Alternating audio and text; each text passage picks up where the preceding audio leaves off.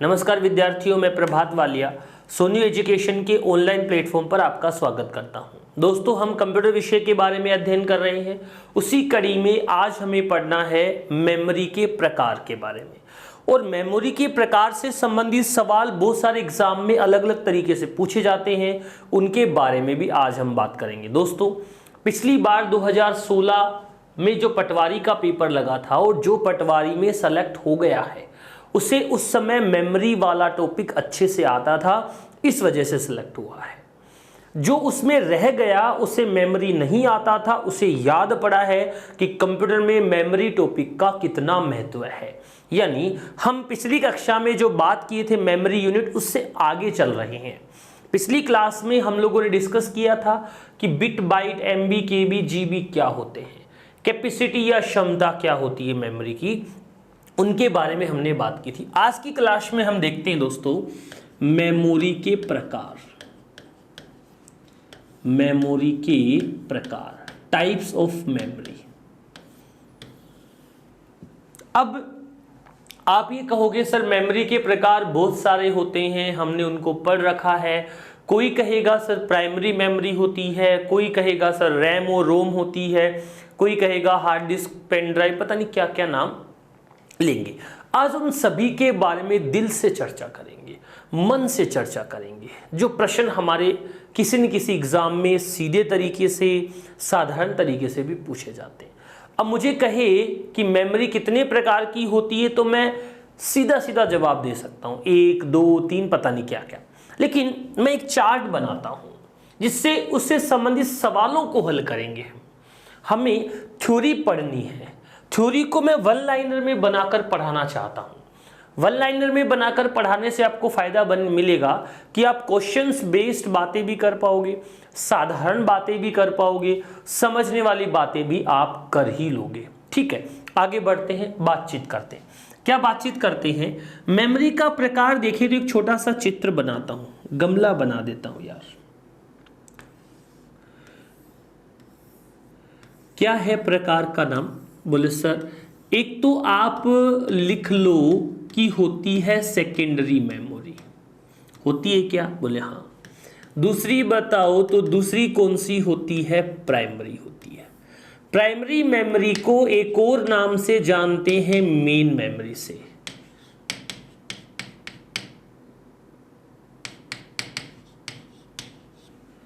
Secondary को एक और नाम से जानते हैं ऑक्सिलरी मेमोरी। इसे कहते हैं मेन मेमोरी, इसे कहते हैं ऑक्सिलरी मेमोरी। यानी अगर मैं कहूं मेमोरी कितने प्रकार की होती तो आप कहोगे सर उपयोग के आधार पर, या कहोगे कार्य के आधार पर मेमोरी 2 प्रकार की होती है। मेमोरी 2 प्रकार की होती है। पहली का नाम है प्राइमरी मेमोरी यानी मेन मेमोरी। इसे दोस्तों हिंदी में कहें तो मुख्य मेमोरी कह सकते हैं। कौन सी मेमोरी कह सकते हैं? मुख्य मेमोरी, प्रधान मेमोरी, प्राइमरी मेमोरी एक ही बात है। इसे हम सेकेंडरी मेमोरी, अब हिंदी अर्थ करोगे तो माध्यमिक मेमोरी। अरे माध्यमिक नहीं होती है भाई, सेकेंडरी को द्वितीयक मेमोरी या सहायक मेमोरी के नाम से जाना जाता है। ठीक है, यहां तक बात समझ आ गई। और भी कुछ चर्चा हम लोग कर सकते हैं क्या? बिल्कुल कर सकते हैं। क्या कोई और चर्चा भी सर आपके दिमाग में आ रही है क्या? चलिए जगह के हिसाब से बड़ा रख लेता हूं, एक स्लाइड ऐड ही कर लेता हूं। मैंने किसी किताब में पढ़ा और आप भी मुझे जवाब देंगे, बहुत अच्छा लगेगा मुझे। तो क्या पढ़ा गुरुजी किताब में? मैंने पढ़ा कि एक मेमोरी होती है जिसे मैं कहता हूं अस्थायी। एक मेमोरी होती है जिसे मैं कहता हूं स्थायी। अच्छा, इस अस्थायी को अगर मैं कहूं अंग्रेजी में तो इसे कहते हैं वोलेटाइल। सुना है क्या कभी? हाँ सर। पहला है वोलेटाइल मेमोरी और दूसरा है दोस्तों जिसे हम कहते हैं नॉन वोलेटाइल। यानी अब मैं क्या बात कर दूं? किसके आधार पर? प्रकृति के आधार पर। प्रकृति का मतलब क्या हुआ? नेचर के आधार पर। मेमोरी 2 प्रकार की होती है। पहला है अस्थायी यानी वोलेटाइल मेमोरी, और दूसरा है स्थायी यानी परमानेंट या नॉन वोलेटाइल मेमोरी। अब इनसे संबंधित दो प्रश्न पिछले बार के कुछ एग्जामों में पूछे गए। क्या है वो क्वेश्चंस, क्या है वो प्रश्न, उनके बारे में आज हम इस क्लास में चर्चा करते हैं। देखो, अस्थायी मेमोरी जो होती है या स्थायी मेमोरी जो होती है वो किसी न किसी चीज की तो बनी होती है। तो दोस्तों, जो अस्थायी मेमोरी होती है वो बनी होती है अर्धचालक की। किसकी बनी होती है? अर्धचालक। दो प्रकार के अर्धचालक का हम इस्तेमाल करते हैं, एक तो SI और दूसरा है GE। SI और दूसरा कौन सा है? GE। अर्धचालक को बोलते हैं हम लोग सेमीकंडक्टर। अच्छा, जो स्थायी मेमोरी होती है उनके ऊपर या उनके साथ में इस्तेमाल किया जाता है iron oxide. Iron oxide use कर लो, या आप ऐसे कह सकते हो मेटेलिक ऑक्साइड। मेटेलिक की जगह पर टेक्निकल वर्ड लिख देता हूं मैं, पिछले एग्जाम में आया था, चुंबकीय ऑक्साइड।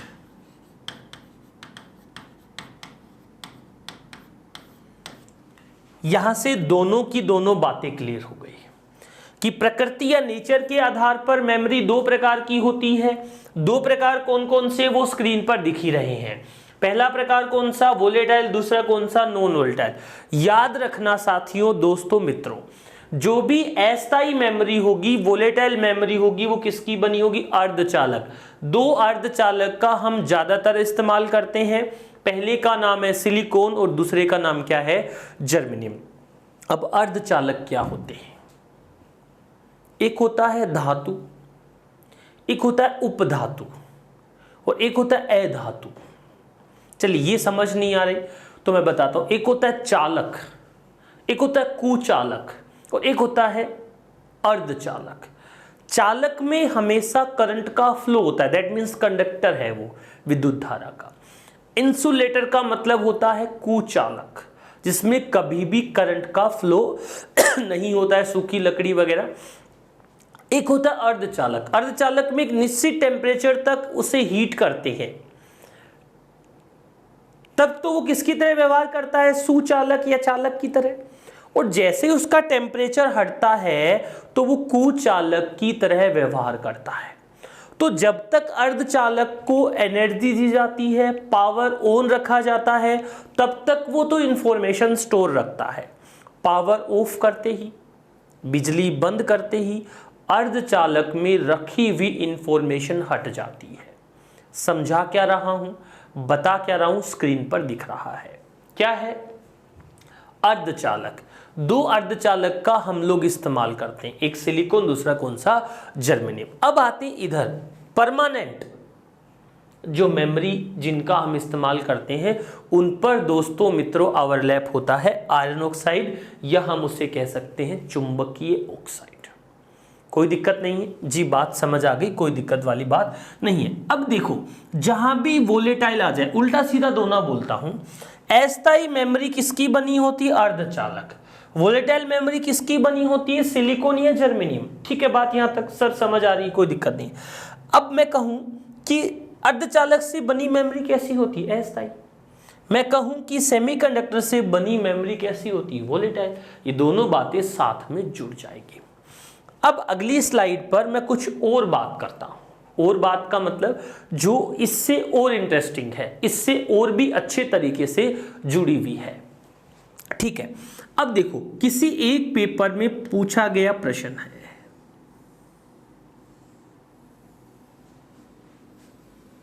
यहीं से कहानी में ट्विस्ट चालू होता है, यहीं से बात पढ़ने वाली शुरू हो रही है दोस्तों। कंसेप्ट यहीं से क्लियर करने की कोशिश करूंगा। सबसे पहला नाम लिख रहा हूं जिसे मैं कहता हूं रजिस्टर।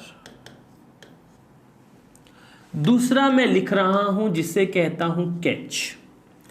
तीसरा लिख रहा हूं जिसे कहता हूं प्राइमरी। चौथा कह रहा हूं जिसे लिख रहा हूं सेकेंडरी। कई बार इसकी जगह पर लिखा हुआ आता है ऑक्सिलियरी मेमोरी।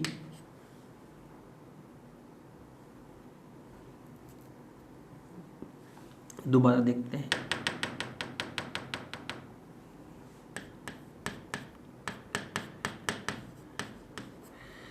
कई बार यहां पर लिखा हुआ आ जाता है रैम। ये थोड़ा कंसेप्ट है जिसे हम क्लियर कर लेते हैं। अब मैंने ये चार्ट अलग सा क्या बना दिया यार। अब सुनो, गति के अनुसार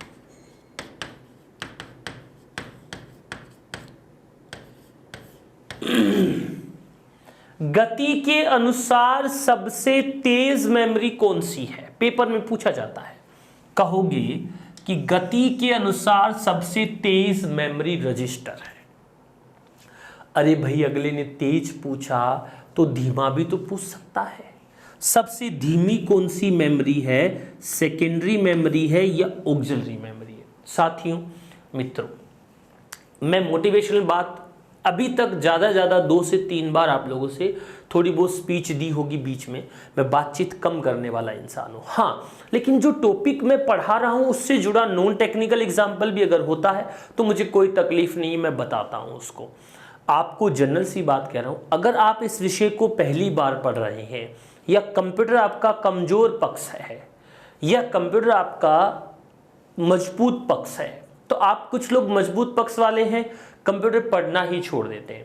मैं कुछ ऐसे विद्यार्थियों, दोस्तों, मित्रों को जानता हूं जो high court LDC, RPSC LDC या अधीनस्थ बोर्ड एलडीसी में एक एक पॉइंट या एक एक नंबर से रह गए हैं। वो एफिशिएंसी सीखते थे, टाइपिंग करते थे, तो वो 1-2% एरर को काउंट ही नहीं करते। सर कोई बात नहीं, वहाँ कर देंगे, वहाँ कर देंगे। वहाँ कुछ नहीं होता है दोस्तों। अगर आज से ही आप प्रॉपर नोट्स बनाएंगे, हर एक पेपर को सोल्व करेंगे, तो आपको कहीं भी किसी भी प्रकार की दिक्कत का सामना नहीं करना पड़ेगा। लेकिन विद्यार्थियों, अगर आप उन प्रॉब्लम को सोल्व नहीं करेंगे तो आपको आगे चलकर उन प्रॉब्लम में ज़्यादा समस्याएं आ जाएंगी। इसलिए इन चीज़ों को जो मैं क्लियर करा रहा हूँ, डेली आप 1 क्लास देख रहे हैं, 2 क्लास देख रहे हैं, प्रॉपर उनके नोट्स बनाएं। सोनी एजुकेशन में क्या कर रखा है, जैसे टॉपिक खत्म होता है तो क्विज दे रखा है, टेस्ट दे रखे हैं। उन क्विज या टेस्ट को भी आप किया करें, ताकि कोई भी समस्या उस टॉपिक से संबंधित, उस क्विज से संबंधित हो तो भी आप उस टॉपिक को पढ़कर उसे कवर कर पाए। और मैं एक आपको छोटी सी बात और बता रहा हूँ, मेरा पर्सनल अनुभव है, आप ट्राई करके देखना। आप पहले थ्योरी पढ़ो ही मत यार, पहले आप क्विज कर लो। इससे हमें इस बात का अंदाजा लगेगा कि हमें थ्योरी में क्या चीज़ समझनी है और क्या चीज़ सर थ्योरी में पढ़ाने की कोशिश कर रहे हैं। ये मोटिवेशनल बात ये है कि पहले अगर आपको ये पता हो कि आज से 20 साल बाद अकाल पड़ने वाला है या इस साल बारिश नहीं होगी, तो हम बचत कर लेंगे पहले खाने की, हम बचत करेंगे पैसे की। किसी को पता होता कि लॉकडाउन लगेगा तो अपने खर्चे कम करता या कोई ऐसा काम करता जो लॉकडाउन में चलने वाला होता। क्या अब अचानक हम कोई काम चेंज कर सकते हैं? क्या कोई काम को हम इस समय कुछ रोक सकते हैं क्या? नहीं। तो मेरा बताना और मेरा समझाना दोस्तों ये है कि पहले आप क्विज तो देखें, फिर थ्योरी पढ़े, और आनंद आएगा। तो ये जो मैं बात बता रहा था, किसी एग्जाम में आया हुआ प्रश्न जो बोल रहा था, वो प्रश्न था कि सबसे तेज मेमोरी का नाम बताओ। तो सीधा सीधा सबसे तेज मेमोरी का नाम बता दिया, रजिस्टर। अगर हमसे पूछे कि सबसे धीमी का नाम बताओ तो हमने कह दिया सेकेंडरी। ठीक है, यहां तक बात हम मुझे समझ आ गई। अब जैसे जैसे मैं ऊपर की ओर बढ़ रहा था वैसे वैसे गति क्या हो रही है दोस्तों? बढ़ रही है। ऊपर की ओर जाने पर आपकी जो मेमोरी की गति है या स्पीड है वो क्या हो रही है दोस्तों? इंक्रीमेंट हो रही है, या मैं कह दूं बढ़ रही है। चलिए, सबसे धीमी मेमोरी कौन सी? सेकेंडरी। उससे तेज कौन सी? प्राइमरी। उससे तेज कौन सी? कैश। उससे तेज कौन सी? रजिस्टर। अगर बोले कि भाई किसी ऑप्शन में रजिस्टर का नाम नहीं है और बताओ सबसे तेज मेमोरी कौन सी है, तो उस कंडीशन में सबसे तेज मेमोरी कौन सी हो जाएगी? कैश। अगर किसी ऑप्शन में ऑक्सिलरी या सेकेंडरी का नाम नहीं है और सबसे धीमी पूछे तो बता देना कौन सी होती है? प्राइमरी या रैम होती है। अब इसी के साथ एक और सवाल जुड़ता है, यहां पर छोटी सी जगह पर नाम लिखा मैंने रजिस्टर, इससे थोड़ा बड़ा करके नाम लिखा कैश, इससे थोड़ा बड़ा करके नाम लिखा प्राइमरी, और जो बच गई वो सारी जगह किसकी है? सेकेंडरी की। क्या बात करने की कोशिश कर रहा हूं समझ लो। मैं कह रहा हूं इधर मैंने बात की थी सबसे तेज और सबसे धीमी की, यहां मैं बात करना चाह रहा हूं सबसे छोटी और सबसे बड़ी की, साइज के अनुसार। तो दोस्तों नीचे की ओर आएंगे तब तब हमारा क्या बढ़ेगा? स्टोरेज बढ़ेगा। तो सबसे छोटी मेमोरी का नाम बताओ तो क्या कहोगे? रजिस्टर। सबसे बड़ी का नाम बताओ तो क्या कहोगे? सेकेंडरी। अगर आपको ये पूछ लिया जाए कि सबसे छोटी और सबसे तेज का नाम बताओ तो आप कहोगे सबसे छोटी भी रजिस्टर और सबसे तेज भी रजिस्टर। दूसरा सवाल पूछे कि सबसे बड़ी और सबसे धीमी का नाम बताओ तो आप सीधा सीधा जवाब दोगे सबसे बड़ी कौन सी? सेकेंडरी। सबसे धीमी कौन सी? सेकेंडरी। यहां से एक चीज का कंसेप्ट क्लियर होता है, एक चीज मेरे दिमाग में आ जाती है कि सबसे छोटी मेमोरी रजिस्टर, सबसे धीमी मेमोरी सेकेंडरी, सबसे बड़ी मेमोरी सेकेंडरी, सबसे तेज मेमोरी रजिस्टर। इसका मतलब जैसे जैसे मेमोरी का साइज बढ़ता जाता है वैसे वैसे गति क्या होती जाती है? कम होती जाती है। यानी साइज और स्पीड एक दूसरे के कॉम्प्लीमेंट होते हैं। यहां देखो रजिस्टर सबसे छोटा और सबसे तेज, सेकेंडरी सबसे बड़ी और सबसे धीमी। इधर आके हम बात करें सबसे बड़ी मेमोरी आकार में सेकेंडरी, उससे छोटी प्राइमरी, उससे छोटी कैश, सबसे छोटी रजिस्टर। किसी ऑप्शन में एक दूसरे का नाम नहीं हो तो इस प्रकार के प्रश्न हमारे लिए बन जाते हैं जो अलग अलग एग्जाम में किसी न किसी तरीके से पूछे गए हैं। उम्मीद कर रहा हूं बातें सारी आप लोगों को अच्छे से समझ आ रही है। क्विज कीजिएगा, कोशिश कीजिएगा कि जो हम पढ़ रहे हैं वो सवाल आपके एग्जाम में आए और वो आप ठीक भी करो, कोई भी गलती के चांसेस आप लोगों के पास ना हो। ठीक है, आगे बढ़े। देखो एक बार देख लो, हम जो डिस्कशन करना चाह रहे थे वो यहीं पे था। हमने मेमोरी यूनिट के बारे में बात करनी थी। ये हमने देखा मेमोरी के प्रकार, पहला कार्य और उपयोग के आधार पर 2 प्रकार की। फिर हम आगे गए तो देखा अर्धचालक, वोलेटाइल, नॉन वोलेटाइल वाला डिस्कशन हो गया। फिर उससे आगे हम जैसे ही बढ़े तो हमने देखा साइज और स्पीड के अकॉर्डिंग भी मेमोरी अलग अलग प्रकार की होती है। चलिए दोस्तों, यहां से हम आज के सेक्शन की शुरुआत करते हैं। क्या शुरुआत कर रहे हैं? पिछले पटवारी के एग्जाम के कुछ सवाल है। पहला, पहली मेमोरी जिसके बारे में मैं बात करूंगा, क्या नाम लिखा है? रजिस्टर।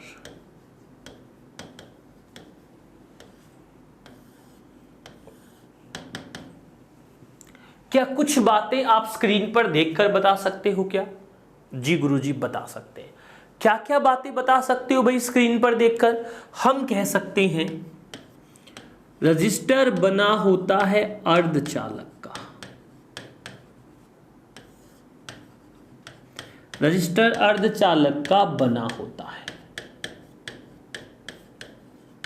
ठीक है भैया, अर्धचालक का बना होता है तो एक बात जोड़ दो। क्या जोड़ोगे?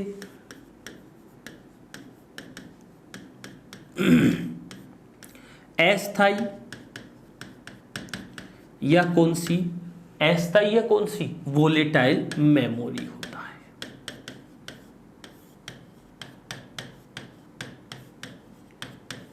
ठीक है, यहां तक भी बात मुझे समझ आ गई, कोई दिक्कत नहीं है गुरुजी। अब एक लाइन और, सबसे तेज मेमोरी होता है,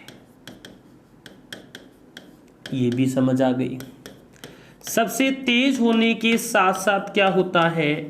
सबसे छोटी मेमोरी भी होता है, ये भी समझ आ गई। 4 बातें मुझे समझ आ ही गई। 4 bit, 8 bit, 16 bit, 32 bit, 64 bit व 128 बिट आदि के रजिस्टर होते हैं।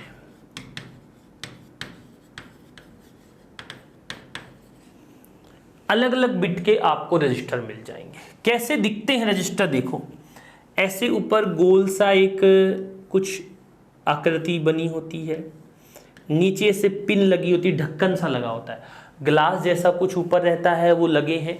रजिस्टर अलग अलग प्रकार के होते हैं। उन सभी रजिस्टर का हमारे कंप्यूटर में अलग अलग काम होता है। पिछले पटवारी के एग्जाम में रजिस्टर से संबंधित एक सवाल पूछा गया था। क्या वो प्रश्न था, उसके बारे में भी डिस्कस करते हैं। क्या सवाल पूछा गया था वो भी अब हम डिस्कस करते हैं। देखो स्क्रीन की तरफ एक बार, जो अभी लिखा है मैंने उसे तो पूरा करते हैं।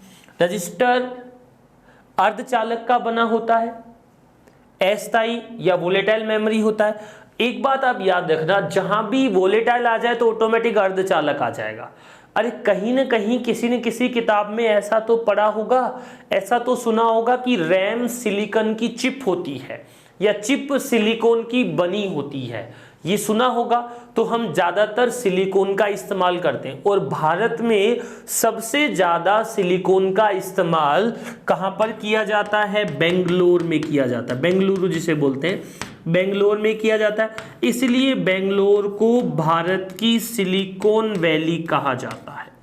इसलिए बेंगलोर को भारत की क्या कहा जाता है, सिलिकॉन वैली के नाम से भी जाना जाता है। कोई दिक्कत वाली बात नहीं, कोई समस्या वाली बात नहीं है, आगे बढ़ सकते हैं। देखो अब हमने देखा कि 8, 4, 32, 16 अलग अलग बिट के हम रजिस्टर का इस्तेमाल करते हैं। टेक्निकली ऐसा होता है कि आपके कंप्यूटर में जितने बिट का माइक्रो प्रोसेसर आप इस्तेमाल कर रहे हैं उसी के मल्टीपल उतने ही बिट का आप रजिस्टर इस्तेमाल करते हैं। ठीक है, चलिए कोई बात नहीं। अब मैं कुछ रजिस्टर के प्रकार बता रहा हूं।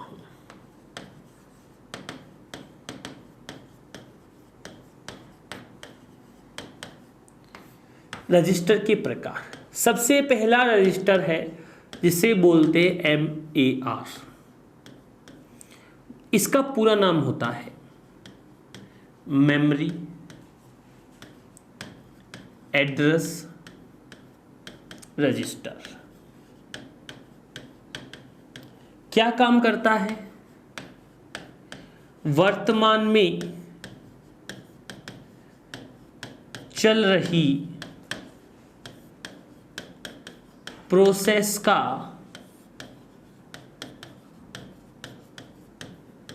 एड्रेस स्टोर करता है। दूसरे नंबर पे होता है MBR।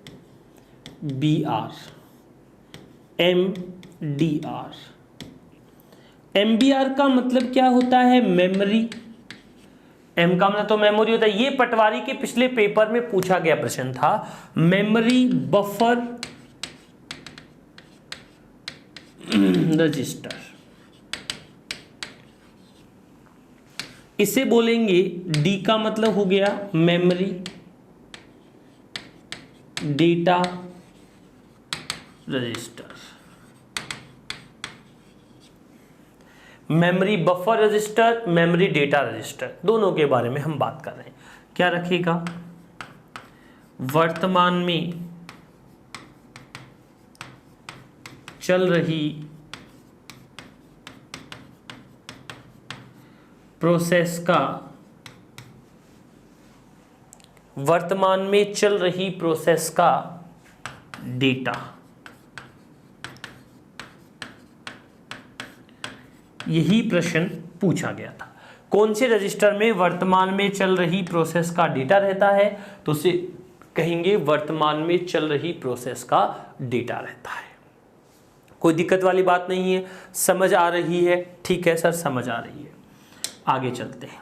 अगले नंबर पे जो रजिस्टर है 3 पर, PC। नाम पूरा है इसका प्रोग्राम काउंटर। क्या नाम है, प्रोग्राम काउंटर। इसी का प्रश्न सबसे ज्यादा पूछा जाता है। PC यानी प्रोग्राम काउंटर का काम क्या होता है, या PC यानी प्रोग्राम काउंटर क्या काम करता है।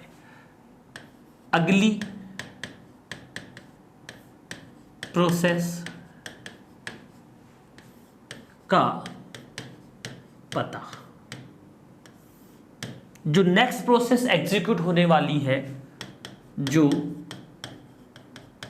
अगली प्रोसेस चलने वाली है, एग्जीक्यूट होने वाली है, उसका क्या रखेगा? ये पता। इसी की तरह एक और होता है एक्यूमुलेटर।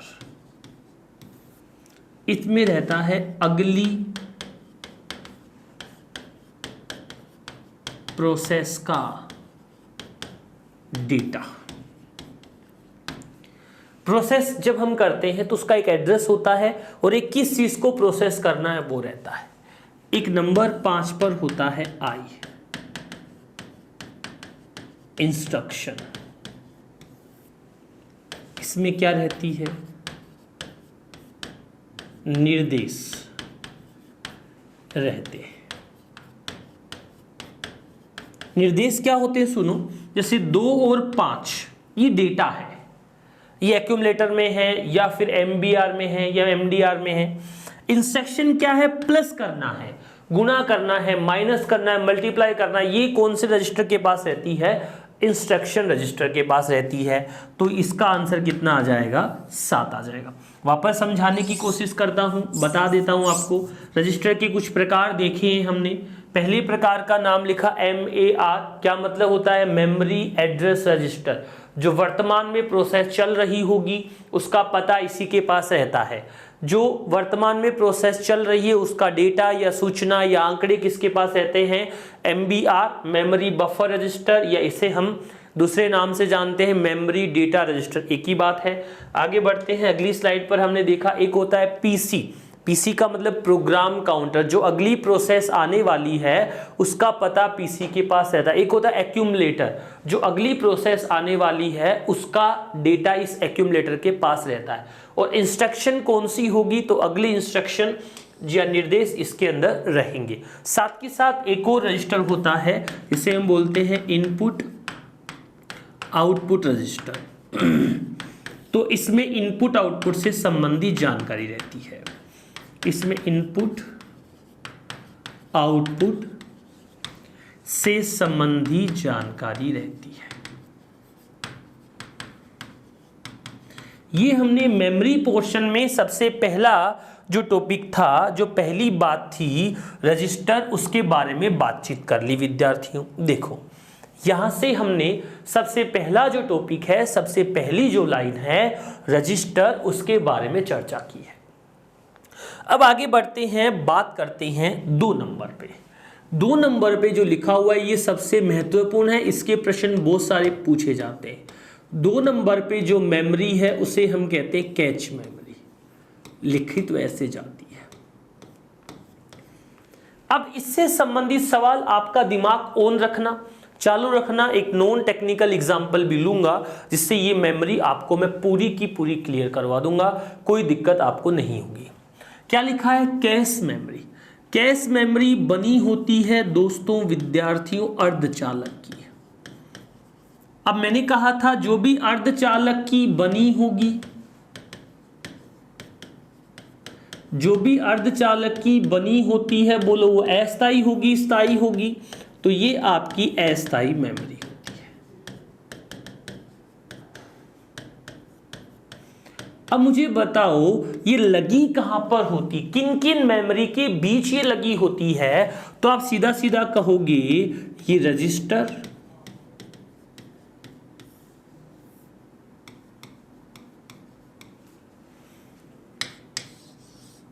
व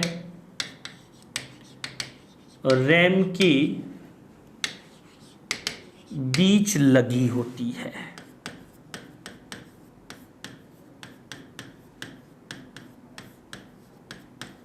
कहां पर लगी होती है? रजिस्टर और रैम के बीच लगी होती है। इसी का प्रश्न, ये प्रश्न जो मैं यहां बता रहा हूं, ये आपके ग्राम सेवक के पेपर में पूछा गया था। ये प्रश्न जो मैं बोल रहा हूं, सीधा का सीधा ये प्रश्न ग्राम सेवक के पेपर में पूछा गया था। कोई दिक्कत, कोई समस्या यहां पर होनी नहीं चाहिए। रजिस्टर, कैश, रैम, यानी रैम की जगह पर मैं क्या कह सकता था, प्राइमरी मेमोरी लिखा था थोड़ी देर पहले।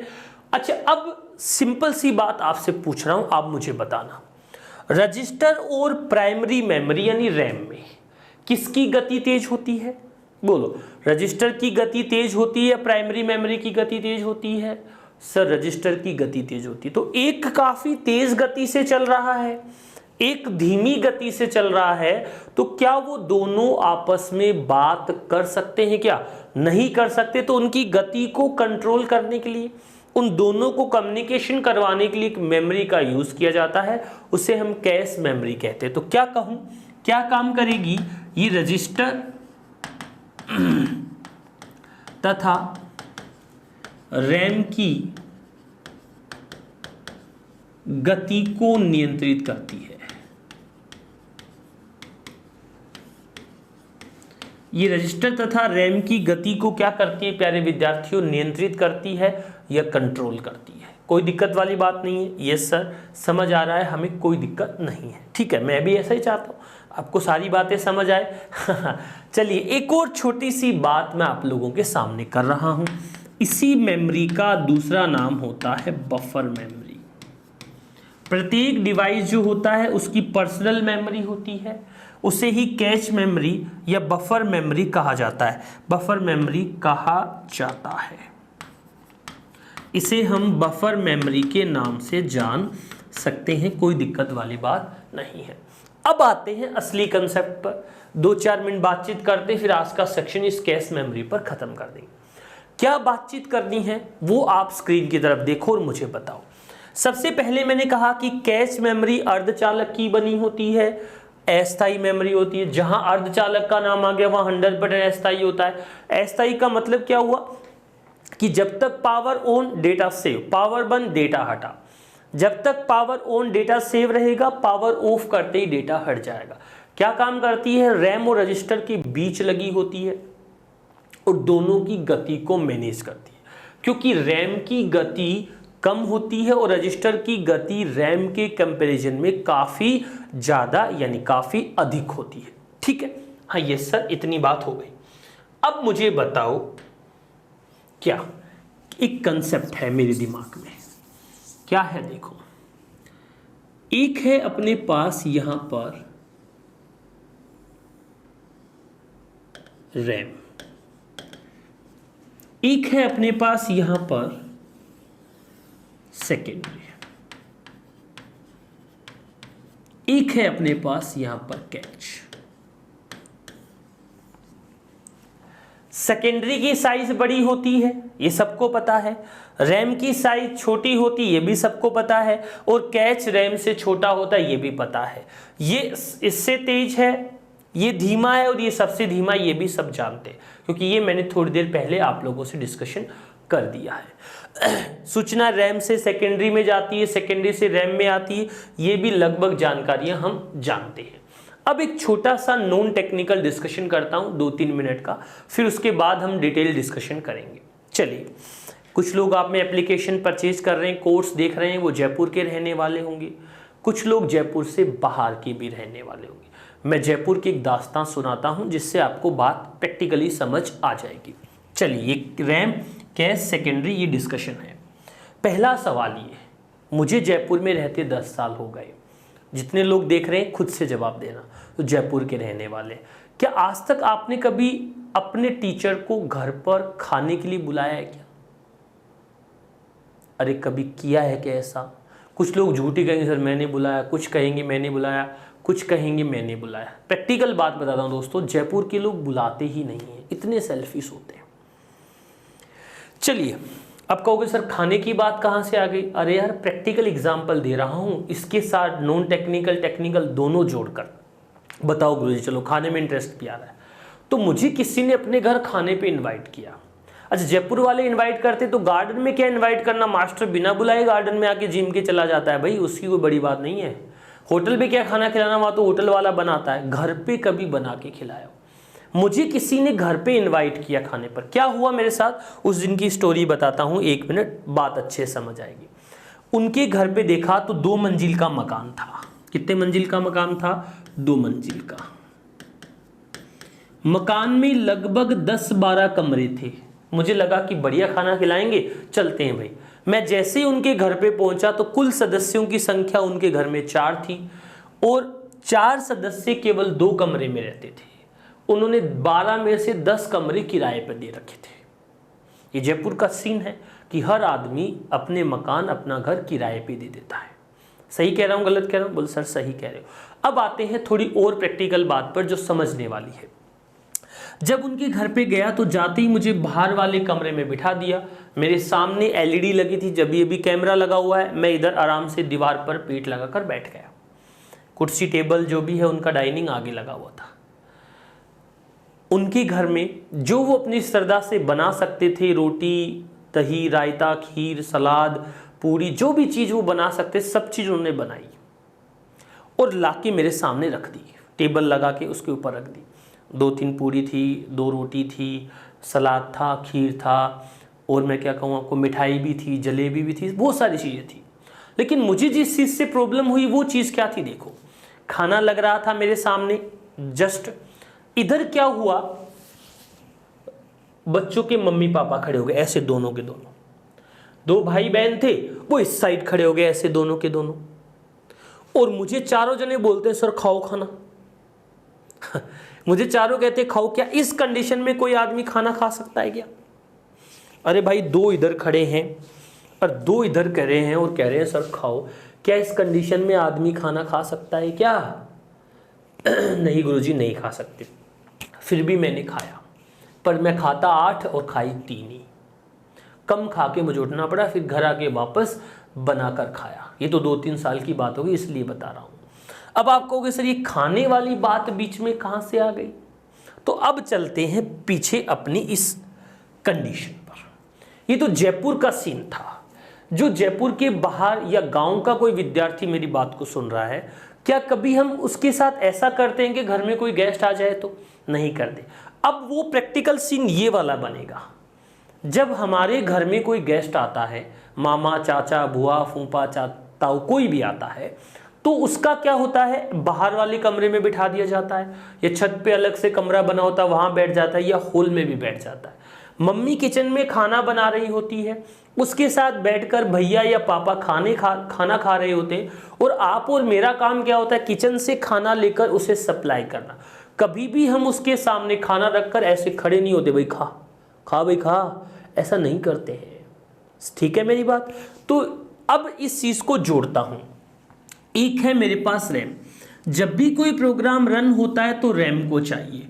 जब भी कहीं सेव होता है तो कहां पर होता है, सेकेंडरी में।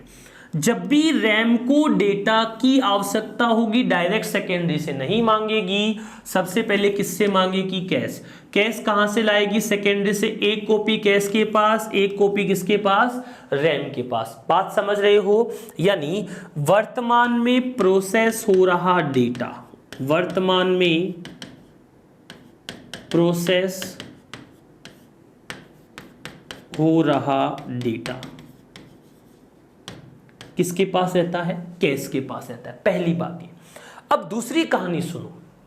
कैश का काम क्या है, यहां से खाना लिया, यहां पर सप्लाई किया, किचन से खाना लिया, गेस्ट को क्या कर दिया, सप्लाई कर दिया। क्या बीच में टुकड़े तोड़कर खा लेते हैं क्या हम लोग? नहीं खाते।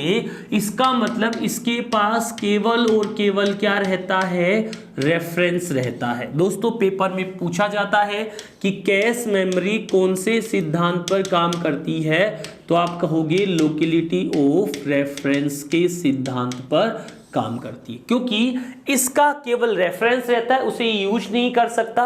बाद में जब भी चाहिएगा तो डेटा कहां से मिल जाएगा, इस कैश से मिल जाएगा।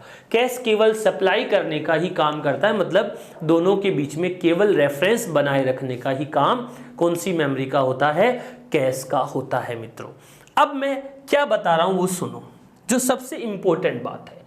जयपुर में जब एक जना, अरे बोलना मत कोई जयपुर वाला, कभी बुलाया ही नहीं तो फिर बोलेगा क्यों? और नहीं बुलाया है और बुरा लग रहा है तो बुला लो भैया, मैं कब मना कर रहा हूं। फिर कहते ना सर बुला के खिला दिया, भैया एग्जाम्पल मत देना, अपन तो दूसरा दे देंगे, क्या दिक्कत आ रही है। अब देखो, जब कभी हमारे घर में गेस्ट आ जाते हैं, एक गेस्ट आ गया, 2 आ गया, 3 आ गया, तब तक तो घर के सदस्यों से काम चल जाता है। लेकिन कभी अगर गेस्ट की संख्या ज़्यादा हो गई, 10-15 गेस्ट आ गए, 20 आ गए, तो होटल बुक कराते हैं क्या? क्या कैटरिंग वाले बुलाते हैं क्या? क्या कोई नौकर आता है क्या? नहीं। तब क्या करते हैं, हम घर के किसी दोस्त को या चाचा बुआ मौसी के लड़के को बुलाकर सर्विस करवा लेते हैं। यानी कहने का मतलब क्या हुआ, कैश मेमोरी दो प्रकार की होती है। दो कौन कौन सी? एक तो कैश होती है जिसे हम बोलते हैं इंटरनल, एक कैश होती है जिसे हम बोलते हैं एक्सटर्नल। इसे बोलते हैं L1, इसे बोलते हैं L2। दोनों का मतलब समझ लेना। अगर पहले से लगी हुई कैश से काम चल जाए, यानी घर के सदस्यों से ही काम चल जाए, तो उसे हम क्या बोलेंगे? इंटरनल बोलेंगे। यानी जो क्या आती है, पहले से लगी होती है।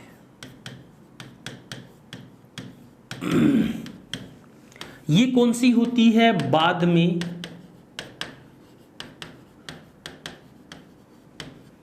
आवश्यकता होने पर लगाते हैं,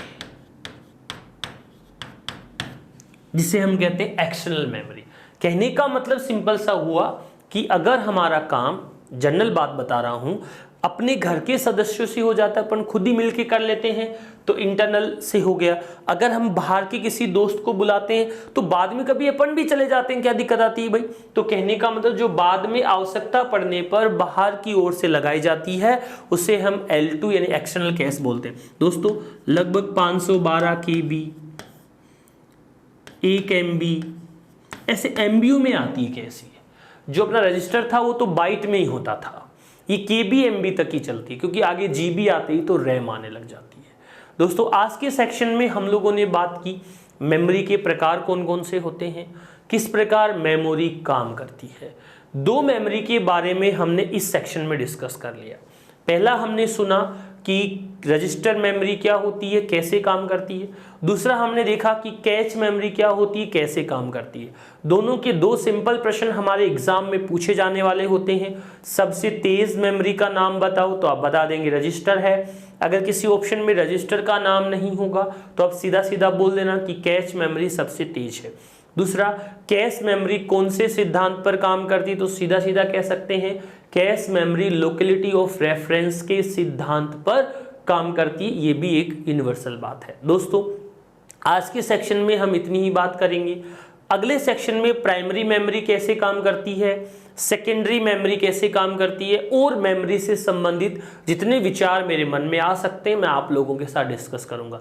तो विद्यार्थियों आज के इस सेक्शन में, आज की इस क्लास में इतना ही डिस्कशन करेंगे। अगली क्लास में और हम अच्छे से मेमोरी के बारे में चर्चा करेंगे। और अगली क्लास तक के लिए आप सभी लोगों का धन्यवाद, आभार।